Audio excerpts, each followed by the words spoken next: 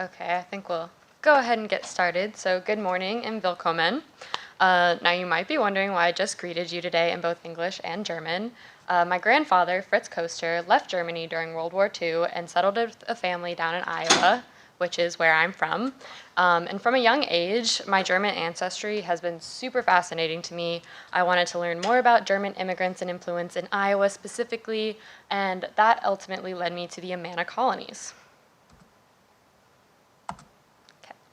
The Amana colonies are made up of 7 villages. It's Amana, Middle Amana, High Amana, West Amana, South Amana, Homestead, and East Amana. And they're all along the Iowa River and each have a really rich German heritage and culture. They were settled in 1855 by a group of people from Ronneburg, Germany, and many of the initial families who settled there are still there generations later. I knew of and had been to the Amanas before beginning this project. In fact, it was and still is one of my favorite places to explore with my family. And we'd often wander around like the main village, go through shops, go to one of the festivals, or grab a pretzel. And that's all I really knew about these 7 villages. Turns out I had barely even scratched the surface. So I wanted to dive fully into this picture of this little unique culture pocket in the middle of rural Iowa, learn about the colony's history, figure out its kind of uniquely Amana traditions, and ultimately just discover who these people of Amana really are. Studying photojournalism, I knew I wanted to share what I learned through photographs, and it was my goal to create a photo book sharing the Amana story, which I'm still working on, almost done, but something to really just make people feel the essence of this community. You can see the cover of the book now. And I will be sharing the photos and spreads as I go through my presentation. So, when these people came to Amana in 1855, they sought religious freedom and a communal way of life that centered around their church. The Amana Church developed from the Community of True Inspiration, founded in 1714, and they called themselves the Inspirationists. The church and their society were governed by elected church elders, having no ordained clergy, and they still have their elected church elders today. I learned that the church was really the heart of this community. Back then, families would go to 11 services a week in German, and now most people only go once a week, usually an English service, but they do have a German option. Traditionally, the men and women would enter on different sides of the church and even sit on different sides during the actual service. Most men and women enter together still, but they still sit on opposite sides during each of the services, and the elders sit in front facing their congregation. Small children, although included in the prayer life, were often sent upstairs to Sunday school during the services themselves, and that continues today as well. So the other really big part of Amana identity is the communal way of life.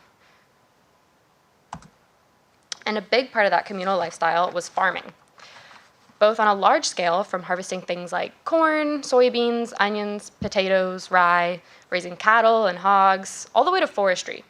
But also on a small scale, like having household gardens to grow smaller crops, like various fruits and vegetables, sort of like this family here, who even today has 4 generations living in the same household and are planting their shared garden. When the community was started, families would actually live in homes together, taking a floor or a couple of rooms for their family and sharing the rest of the home with other families or other generations in their own family.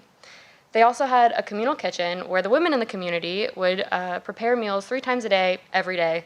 And families, workers, even people passing through the community would come for these family-style meals. The communal lifestyle, along with the Amana's independence and self-sustainability, were really key contributors to why farming was so crucial to the community. And the farms would supply almost all of the food to the shops and villages for these meals. And what they didn't eat themselves, they would trade or sell to outside communities and help their own economy.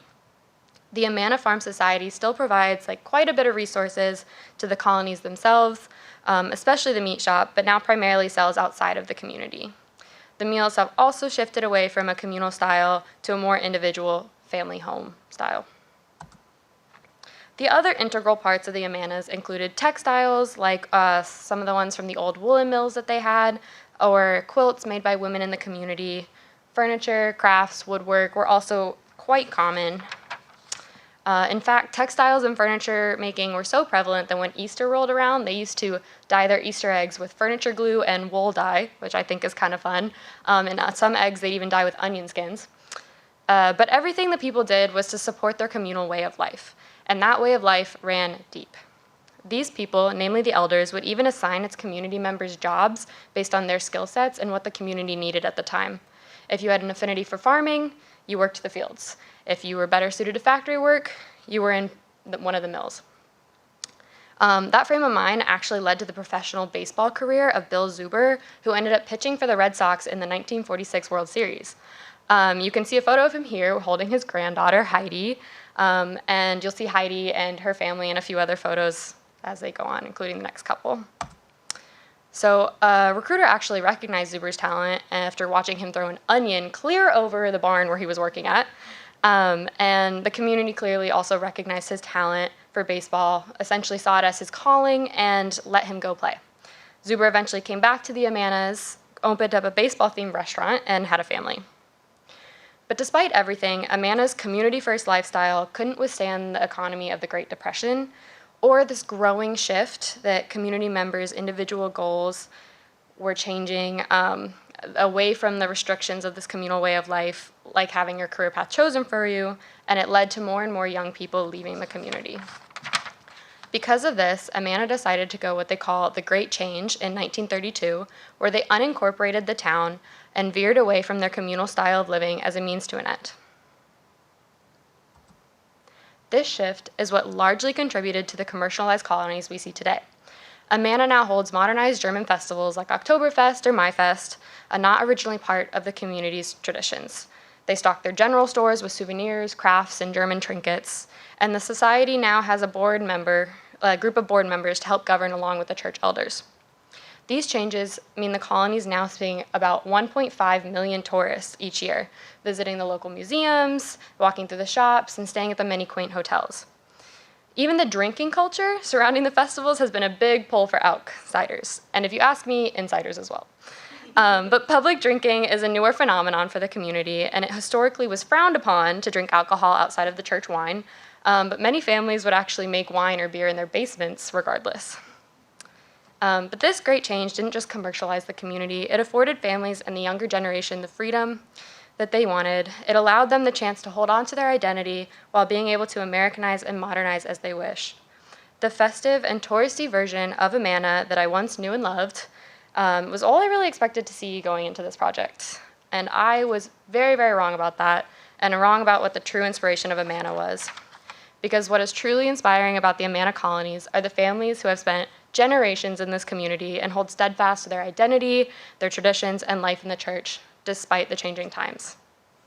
So thank you. I just want to thank my advisor, Greg Marinovich, who helped edit these countless photos, and Professor Sam Cook, who couldn't be here today, but who has helped with the research process from proposal to presentation. So, yeah, any questions?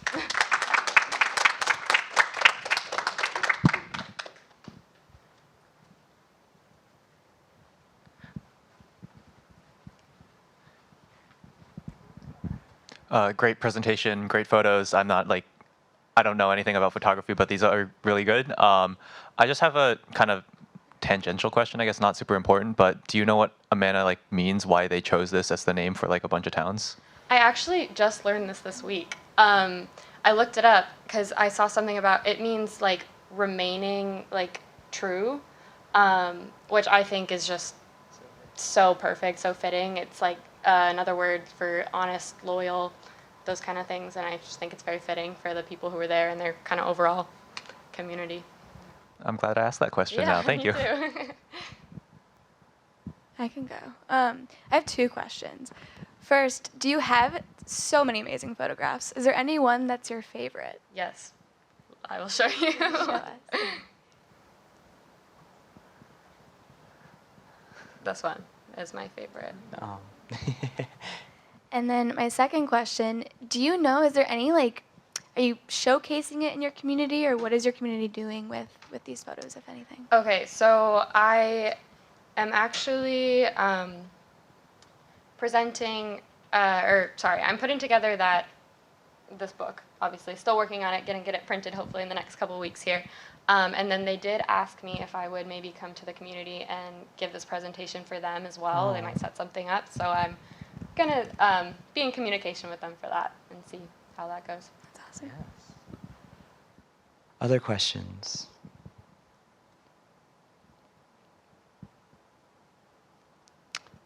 Okay, thank you so much, Taylor.